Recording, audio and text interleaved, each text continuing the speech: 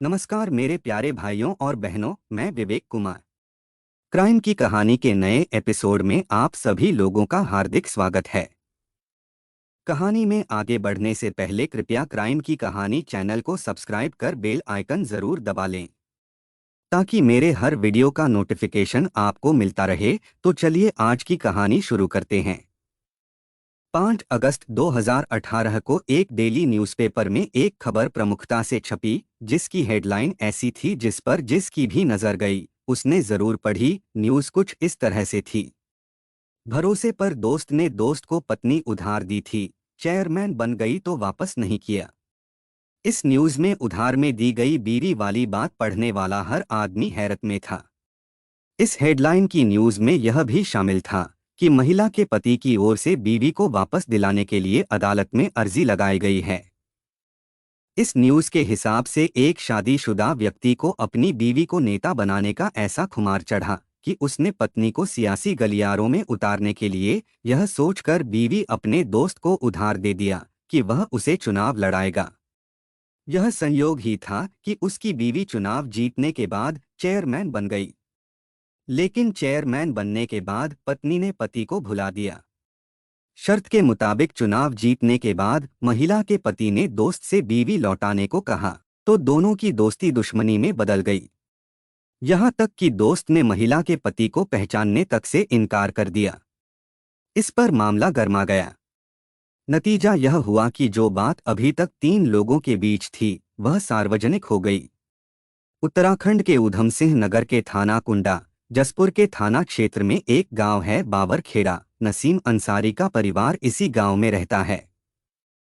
नसीम के अनुसार मुरादाबाद जिले के भोजपुर निवासी पूर्व नगर अध्यक्ष शफी अहमद के साथ उसकी काफी समय से अच्छी दोस्ती थी। उसी दोस्ती के नाते शफी अहमद का उसके घर आना जाना था। कुछ महीने पहले शफी ने उसे विश्वास में लेकर उसकी पत्नी रहमत जहां को भोजपुर से चेयरमैन का चुनाव लड़ाने की बात कही। शफी अहमद ने नसीम को बताया कि इस बार चेयरमैन की सीट ओबीसी के लिए आरक्षित है, जबकि वह सामान्य जाति के अंतर्गत आने के कारण अपनी बीवी को चुनाव नहीं लड़ा सकता है। नसीम अपने दोस्त के झांसे में आ गया और उसने दोस्त की मजबूरी समझते हुए चुनाव लड़ाने के लिए अपनी बीवी उसके हवाले कर दिया। लेकिन दूसरे की बीवी को चुनाव लड़ाना इतना आसान काम नहीं था। यह बात नसीम ही नहीं, नसीम की बीवी रहमत जहां भी जानती थी। इसके लिए सबसे पहले रहमत जहां का कानूनन शफी अहमद की बीवी बनना जरूरी था। शफी की बीवी का दर्जा मिलने के बाद ही वह चुनाव लड़ने की हकदार होती। चुनाव लड़ने में आ रही अड़चन को दूर करने के लिए दोनों दोस्तों और रहमत जहां ने साथ बैठकर गुप्त रूप से समझौता किया। उसी समझौते के तहत शफी अहमद ने रहमत जहां से कोर्ट मैरिज कर लिया। कोर्ट मैरिज के बाद शफी अहमद ने अपने पद और रसूख के बल पर जल्दी ही सरकारी कागजातों में रहमत जहां को अपनी बीवी दर्शाकर उसका आईडी कार्ड और आधार कार्ड बनवा दिया। रहमत जहां का आधार कार्ड बनते ही उसने चुनाव की अगली प्रक्रिया शुरू कर दिया। इससे पहले सन 2012 से 2017 तक भोजपुर के चेयरमैन की कुर्सी पर शफी अहमद का ही कब्जा रहा था। शफी को पूरा विश्वास था कि इस बार भी जनता उन्हीं का साथ देगी। लेकिन इस बार आरक्षण के कारण शफी को सपा से टिकट नहीं मिल पाया। वजह यह थी कि इस बार भोजपुर चेयरमैन की सीट पिछड़े वर्ग की महिला के लिए आरक्षित कर दी गई थी। शफी अहमद सामान्य वर्ग में आते थे। इस समस्या से निपटने के लिए शफी अहमद ने रहमत जहां से कोर्ट मैरिज करके उसे कानूनन अपनी बीवी बनाकर निर्दलीय चुनाव लड़वाया। शफी के पुराने रिकॉर्ड और रसूख की वजह से रहमत जहां चुनाव जीत गई। उसने अपनी प्रतिद्वंदी परवेज जहां को 117 वोटों से हराकर जीत हासिल की थी। रहमत जहां को चेयरमैन बने हुए अभी 8 महीने ही हुए थे कि नसीम अंसारी ने अपनी बीवी रहमत जहां को वापस ले जाने के लिए शफी अहमद से बात की तो बात बढ़ गई। शफी ने इस मामले से अपना पल्ला झाड़ते हुए नसीम से कहा कि वह खुद ही रहमत जहां से बात करे। नसीम ने जब इस बारे में रहमत जहां से बात की तो उसने साफ कह दिया कि तुमसे मेरा कोई लेना देना नहीं है। मैंने शफी अहमद से कोर्ट मैरिज की है। वही मेरे कानूनन पति हैं। मैं तुम्हें नहीं जानती। रहमत जहां की बात सुनकर नसीम हैरान रह गया। उसने बच्चों का वास्ता देकर रहमत से ऐसा ना करने को कहा, लेकिन उसने उसके साथ जाने से साफ इनकार कर दिया। इस पर नसीम ने फिर से शफी अहमद से बात की और अपनी बीवी वापस मांगी, लेकिन उसने रहमत जहां को देने से साफ मना कर दिया। शफी अहमद का कहना था कि उसने रहमत के साथ निकाह किया है और वह कानूनन उसकी बीवी है। उसे जो करना है करे, वह रहमत को वापस नहीं देगा। उसके बाद नसीम के पास एक ही रास्ता था कि वह अदालत की शरण में जाए। उसने जसपुर के अधिवक्ता मनोज चौधरी के माध्यम से जसपुर के न्यायिक मजिस्ट्रेट की अदालत में धारा 156(3) के तहत प्रार्थना पत्र दिया, जिसमें कहा गया कि शफी अहमद ने उसकी बीवी से जबरन निकाह कर लिया। नसीम अंसारी ने अदालत में जो प्रार्थना पत्र दिया, उसमें कहा कि वर्ष 2006 में उसका निकाह सरबरखेड़ा निवासी दादू की बेटी रहमत जहां के साथ हुआ था, जिससे उसका एक बेटा और एक बेटी हैं। 17 नवंबर 2017 की रात 10 बजे शफी अहमद नईम चौधरी मतलूब जिले हसन निवासी भोजपुर उसके घर आए। उन लोग ने मेरी कनपटी पर तमंचा रखा और मेरी पत्नी को कार में डालकर ले गए। बाद में शफी अहमद ने उसकी बीवी के साथ जबरन निकाह कर लिया। उसके कुछ समय बाद कुछ लोग कार से फिर उसके घर आए और उसके दोनों बच्चों को उठा ले गए। 13 अगस्त 2018 को इस मामले में अदालत ने पीड़ित नसीम अंसारी के अधिवक्ता मनोज चौधरी की दलील सुनने के बाद थाना कुंडा की पुलिस को रिपोर्ट दर्ज करने के आदेश दिए। नसीम अंसारी ने अपना पक्ष रखते हुए कहा कि रहमत जहां ने उसे बिना तलाक दिए ही उसके साथ निकाह किया है, जो शरीयत के हिसाब से गलत है। दूसरी ओर रहमत जहां का कहना था कि उसने नसीम की रजामंदी से ही शफी के साथ निकाह किया था। आर्थिक तंगी के चलते नसीम ने शफी अहमद से इसके बदले हर माह घर खर्च के लिए 12,000 रुपये देने का समझौता किया था, जो शफी अहमद उसे हर माह दे रहे हैं। इसमें उसका कोई कसूर नहीं। इस वक्त वह कानूनन शफी की पत्नी है और रहेगी। उसके दोनों बच्चे भी उसी के साथ रह रहे हैं, जिन्हें शफी के साथ रहने में कोई ऐतराज नहीं। बहरहाल नसीम अहमद की ओर से यह मामला थाना कुंडा में दर्ज हो गया। कुंडा थाने के थाना प्रभारी सुधीर ने सच्चाई सामने लाने के लिए जांच शुरू कर दिया। इस मामले पर शुरू से प्रकाश डालें तो कहानी कुछ और ही कहती है। उत्तराखंड के ऊधम सिंह नगर का गांव सरबर खेड़ा थाना कुंडा क्षेत्र में आता है। सरबर खेड़ा मुस्लिम बाहुल्य आबादी वाला गांव है। अब से कुछ साल पहले यह गांव बहुत पिछड़ा हुआ था। गांव में गिने चुने लोगों को छोड़कर अधिकांश लोग मजदूरी करते थे।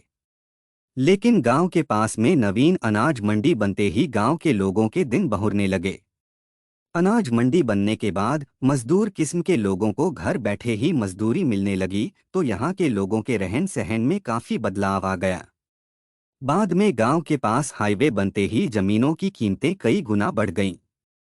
यहाँ के कम जमीन वाले काश्तकारों ने अपनी जमीन बेचकर अपने अपने कारोबार बढ़ा लिए। इसी गांव में दादू का परिवार रहता था। दादू के पास जुतासे की नाम मात्र की जमीन थी, जबकि परिवार बड़ा था, जिसमें 5 लड़के थे और 2 लड़कियां थीं। जमीन से दादू को इतनी आमदनी नहीं होती थी कि अपने परिवार की रोजी रोटी चला सके। इस समस्या से निपटने के लिए दादू ने अनाज मंडी में अनाज खरीदने बेचने का काम शुरू कर दिया। दादू गांव-गांव जाकर धान, गेहूं खरीदता और उसे एकत्र करके अनाज मंडी में लाकर बेच देता था। इससे उसके परिवार का पालन पोषण ठीक से होने लगा। दादू का काम मेहनत वाला था। इस काम से इनकम बढ़ी तो उसके खर्च भी बढ़ते गए। पैसा आया तो दादू को शराब पीने की लत लग गई। धीरे धीरे वह शराब का आदी हो गया, जिसकी वजह से वह फिर आर्थिक तंगी में आ गया। जब घर के खर्च के लिए लाले पड़ने लगे तो वह जुआ खेलने लगा। दरअसल उसकी सोच थी कि वह जुए में इतनी रकम जीत लेगा कि घर के हालात सुधर जाएंगे। लेकिन हुआ उल्टा। वह मेहनत से जो कमाता जुए की भेंट चढ़ जाता। उसी दौरान उसकी मुलाकात नसीम से हुई। नसीम में जुआ खेलने की लत तो नहीं थी, लेकिन शराब पीने का वह भी आदी था। नसीम सरबर खेड़ा गांव से करीब 3 किलोमीटर दूर गांव बाबर खेड़ा का रहने वाला था। नसीम अपने 3 भाइयों में दूसरे नंबर का था। तीनों भाइयों पर जुतासे की थोड़ी थोड़ी जमीनें थीं। तीनों ही अलग अलग रहते थे। कई साल पहले नसीम का निकाह थाना ठाकुरद्वार, जिला मुरादाबाद में आने वाले गांव राजपुरा नंगलाटाह निवासी सुगरा के साथ हुआ था। समय के साथ सुगरा 6 बच्चों की मां बनी, जिनमें 2 लड़के और 4 लड़कियां थीं। थोड़ी सी जुतासे की जमीन से नसीम के बड़े परिवार का खर्च मुश्किल से चलता था। इसके बावजूद नसीम को शराब पीने की गंदी आदत पड़ गई थी। वह शराब पीने के चक्कर में इधर उधर चक्कर लगाता रहता था। उसी दौरान उसकी मुलाकात दादू से हो गई। शराब पीने पिलाने के चलते दोनों एक दूसरे के संपर्क में आए। जल्दी ही दोनों की दोस्ती हो गई। दोस्ती के चलते दोनों एक दूसरे के घर भी आने जाने लगे। उस वक्त तक दादू की बेटी रहमत जहां जवानी के दौर से गुजर रही थी। रहमत जहां देखने भालने में बहुत सुंदर थी। हालांकि नसीम का दादू के साथ दोस्ती का रिश्ता था, लेकिन जब नसीम ने रहमत जहां को देखा तो उसकी नीयत में खोट आ गया। वह उसे गंदी नजरों से देखने लगा। रहमत जहां भी नसीम की निगाहों को परखने लगी थी। रहमत जहां को यह मालूम नहीं था कि नसीम शादीशुदा है, लेकिन जब वह उसकी नज़रों में प्रेमी बनकर उभरा तो उसने अपने दिल में उसके लिए गहरी जगह बना लिया। प्रेम का चक्कर शुरू हुआ तो दोनों घर से बाहर भी मिलने लगे। दादू की बेटी क्या खिचड़ी पका रही है, उसके घर वालों को इस बात की जरा भी जानकारी नहीं थी। उन्हीं दिनों दादू का बड़ा लड़का बीमार पड़ गया। बीमारी की वजह से उसे कई दिन तक अस्पताल में भर्ती रहना पड़ा। उसके इलाज के लिए काफी रुपयों की जरूरत थी, जबकि उस वक्त दादू आर्थिक तंगी से गुजर रहा था। कुछ दिन पहले ही नसीम ने अपनी जुतासे की थोड़ी सी जमीन बेची थी। उसके पास जमीन का कुछ पैसा बचा हुआ था। यह बात दादू को भी पता थी। दादू ने अपनी मजबूरी नसीम के सामने रखते हुए मदद करने को कहा तो नसीम ने उसके लड़के के इलाज के लिए कुछ रुपए उधार दे दिए। उन्हीं रुपयों से दादू ने अपने बेटे का इलाज कराया। उसका बेटा ठीक हो गया। इसके कुछ दिन बाद नसीम ने दादू से अपने पैसे मांगे तो उसने मजबूरी बताते हुए फिलवक्त पैसे न देने की बात कही। नसीम दादू की मजबूरी सुनकर शांत हो गया। नसीम के सामने दादू से बड़ी मजबूरी आ गई थी, लेकिन दादू की बेटी रहमत जहां को चाहने की वजह से वह दादू से कुछ कह भी नहीं सकता था। यह बात दादू भी समझता था कि नसीम उसकी बेटी के पीछे हाथ धोकर पड़ा है, लेकिन वह नसीम के एहसानों तले दबा हुआ था, इसलिए उसके सामने मुंह खोलकर कुछ भी नहीं कह सकता था। अपनी मजबूरी के आगे दादू ने नसीम और अपनी बेटी रहमत जहां को अनदेखा कर दिया। दादू की हालत देखकर नसीम भी समझ गया था कि उसके पैसे किसी भी कीमत पर नहीं मिलने वाले हैं। वह बीच मझधार में खड़ा था। एक तरफ उसका पैसा था जो दादू के बेटे की बीमारी पर खर्च हो चुका था, जबकि दूसरी ओर उसकी मोहब्बत रहमत जहां थी, जिसे वह दिलो जान से चाहने लगा था। रहमत जहां भी नसीम को दिल से चाहती थी। उसे नसीम के साथ कभी भी कहीं भी जाने से ऐतराज नहीं था। उस वक्त दादू आर्थिक तंगी से गुजर रहा था। उसके पास नवीन अनाज मंडी के सामने हाईवे के किनारे जुतासे की कुछ जमीन थी, जो आर्थिक तंगी के चलते उसने पहले ही बेच दिया। अब उसके पास केवल जुआ खेलने और शराब पीने के अलावा कोई काम नहीं था। ऐसी स्थिति में नसीम ने दादू से अपने पैसों के बदले उसकी बेटी का हाथ मांगा तो वह राजी हो गया। दादू जानता था कि नसीम और उसकी बेटी एक दूसरे को चाहते हैं। अगर उसने बेटी की शादी उसकी रजामंदी के खिलाफ की तो उसका अंजाम ठीक नहीं होगा। यही सोचते हुए उसने नसीम से अपनी बेटी रहमत जहां का निकाह कर दिया। रहमत जहां से निकाह के बाद नसीम उसे अपनी दूसरी बीवी बनाकर अपने घर ले आया। इसमें रहमत जहां ने ऐतराज नहीं किया। वह उसके घर में दूसरी बीवी की तरह रहने लगी। नसीम अहमद भी काफी दिनों से शराब का आदी था। शराब और शबाब के चक्कर में उसने अपनी जुतासे की सारी जमीन दांव पर लगा दी थी। रहमत जहां के प्यार में पड़कर उसने उससे निकाह तो कर लिया था, लेकिन जब 2 बीवियां होने से खर्च बढ़ा तो उसका दिमाग घूमने लगा। वह बहुत परेशान रहने लगा। शफी उर्फ बाबू का पहले से ही बाबर खेड़ा आना जाना था। वजह यह कि शफी अहमद की एक बुआ का निकाह बाबर खेड़ा में हुआ था। वह अपनी बुआ के घर आता जाता था। शफी अहमद की बुआ का एक लड़का था याकूब, जो नसीम का अच्छा दोस्त था। याकूब के घर पर ही शफी अहमद की जान पहचान नसीम से हुई। नसीम शफी अहमद के बारे में सब कुछ जान चुका था। जब उसे यह पता चला कि शफी भोजपुर कस्बे का नगर पंचायत चेयरमैन है तो वह खुश हुआ। वैसे भी शफी उसके दोस्त याकूब का ममेरा भाई था। गांव में अपना रुतबा बढ़ाने के लिए नसीम कई बार उसे अपने घर भी ले गया था। घर आने जाने के चक्कर में शफी की नज़र नसीम की बीवी रहमत जहां पर पड़ी तो वह उसकी खूबसूरती पर फिदा हो बैठा। हालांकि उस वक्त चेयरमैन शफी के घर में पहले से ही एक से बढ़कर एक दो खूबसूरत बीवियां थीं। लेकिन रहमत जहां पर उनकी नज़र पड़ी तो वह अपने पर काबू नहीं रख सके। इसी चक्कर में उनका नसीम के घर आना जाना और भी बढ़ गया। कुछ ही दिनों में शफी अहमद के स्वार्थ की नींद पर नसीम से पक्की दोस्ती हो गई। जब कभी शफी अहमद अपने यहाँ पर कोई प्रोग्राम कराते तो नसीम और उसकी बीवी को बुलाना नहीं भूलते थे। इसी आने जाने के दौरान शफी अहमद और रहमत जहां के बीच प्यार का रिश्ता बन गया। मोबाइल ने जल्दी ही शफी अहमद और रहमत जहां के बीच की दूरी खत्म कर दिया। रहमत जहां शफी अहमद के बारे में सब कुछ जान चुकी थी। चेयरमैन के घर में पहले से ही 2 बीवियां मौजूद हैं, यह बात रहमत जहां जानती थी। लेकिन शफी अहमद की ओर से इशारा मिलने पर उसका दिल भी मजबूर हो गया। शफी अहमद के पास धन दौलत ऐशो आराम इज्जत सभी कुछ था। रहमत जहां ने कई बार शफी अहमद से निकाह करने को कहा, लेकिन समाज में अपनी साख खत्म होने की बात कहकर शफी ने मना कर दिया था। इसके बावजूद रहमत जहां अपने दिल को समझा नहीं पा रही थी। नसीम के 2 बच्चों की मां बनने के बावजूद रहमत जहां शफी के प्यार में पड़ गई थी। इत्तफाक से उसी समय भोजपुर नगर पंचायत का चुनाव आ गया। अब तक नगर पंचायत अध्यक्ष की सीट शफी अहमद के पास थी, लेकिन चुनाव करीब आने पर पता चला कि इस बार सीट ओबीसी के लिए आरक्षित है। शफी अहमद चूंकि सामान्य जाति में आते थे, इसलिए चेयरमैन की सीट उनके हाथ से निकलने का डर था। शफी अहमद जानते थे कि नसीम की जाति ओबीसी के तहत आती है। बीवी होने के नाते रहमत जहां भी उसी जाति में आती थी। यह बात मन में आते ही शफी अहमद ने तिकड़म बाजी लगानी शुरू किया। उन्हें पता था कि अगर नसीम से इस बारे में बात की जाए तो वह उनकी बात नहीं टालेगा। हालांकि बात बहुत असंभव सी थी, फिर भी शफी अहमद ने बाबर खेड़ा जाकर नसीम और उसकी बीवी रहमत जहां के सामने अपनी परेशानी रखते हुए इस बारे में बात किया।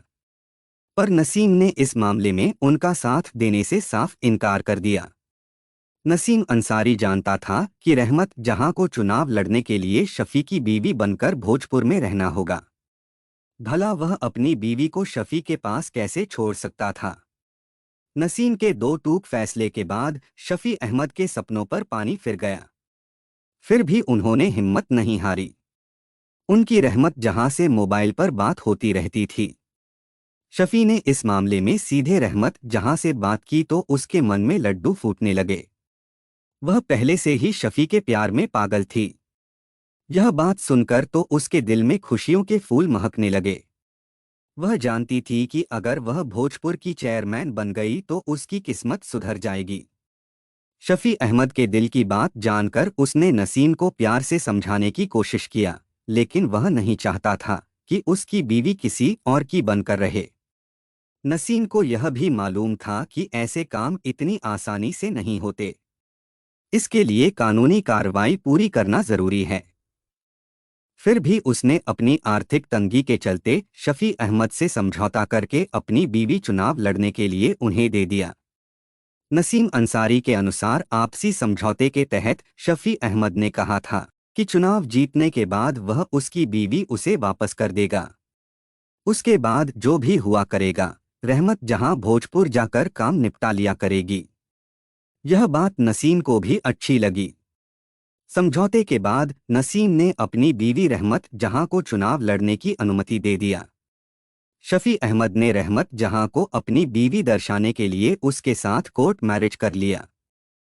कोर्ट मैरिज के बाद रहमत जहां कानूनन शफी अहमद की बीवी बन गई। रहमत जहां को बीवी का दर्जा मिलते ही शफी अहमद ने चुनाव की तैयारियां शुरू कर दिया। सन 2017 में जब नामांकन किया जा रहा था, शफी अहमद अपनी नई पत्नी रहमत जहां को पिछड़ी जाति की महिला के रूप में सामने ले आए। यह देख विरोधी उम्मीदवार हैरान रह गए, लेकिन लोगों को विश्वास नहीं हो रहा था कि वह उनकी बीवी है।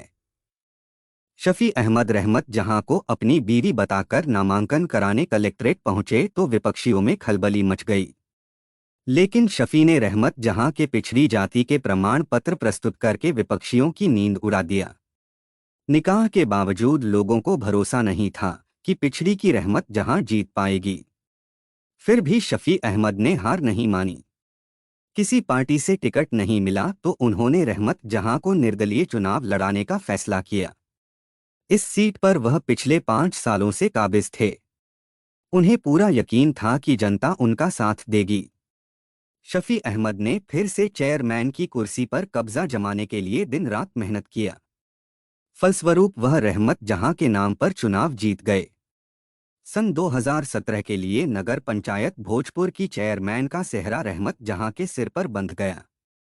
अभी इस चुनाव को जीते हुए 8 महीने भी नहीं हो पाए थे कि नसीम अहमद ने अपनी बीवी रहमत जहां को पाने के लिए कोर्ट में दावेदारी ठोक दिया।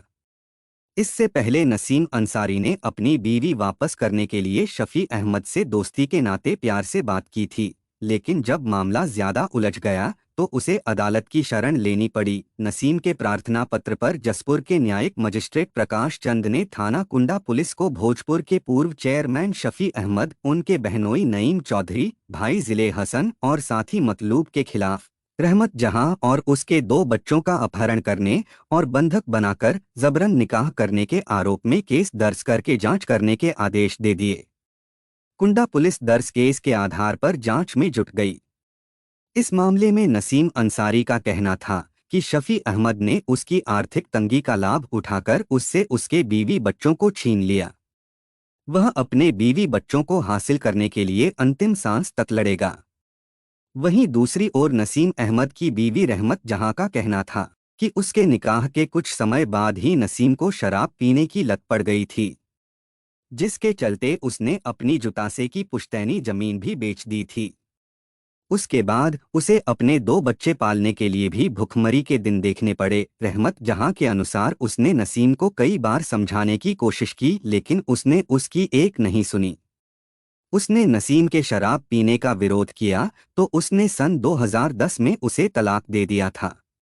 नसीम के तलाक देने के बाद उसने अपने दोनों बच्चों को साथ लेकर अपने पिता दादू के गांव सरबर खेड़ा में जाकर दिन गुजारे। रहमत जहां का कहना था कि नसीम के तलाक देने के बाद उसने 2011 में भोजपुर निवासी शफी अहमद से निकाह कर लिया। उसके बाद भी वह काफी दिनों तक अपने मायके में ही रही।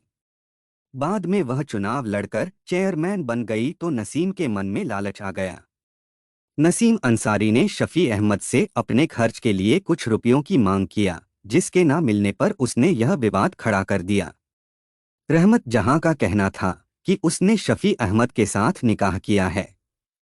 नसीम उसे पहले ही तलाक दे चुका था, जिसके बाद उसका नसीम के साथ कोई भी संबंध नहीं रह गया था। फिलहाल कुंडा पुलिस मामले की जांच कर रही है। रहमत किसकी होगी, यह अभी भविष्य के गर्त में है। कहानी को लास्ट तक सुनने के लिए आपका धन्यवाद। इस कहानी के बारे में अपनी राय कमेंट करके ज़रूर बताइएगा और ऐसी ही अपराध की सच्ची कहानियों के लिए हमारे चैनल क्राइम की कहानी को सब्सक्राइब कर लीजिए। कहानी को लाइक और शेयर ज़रूर करें। धन्यवाद।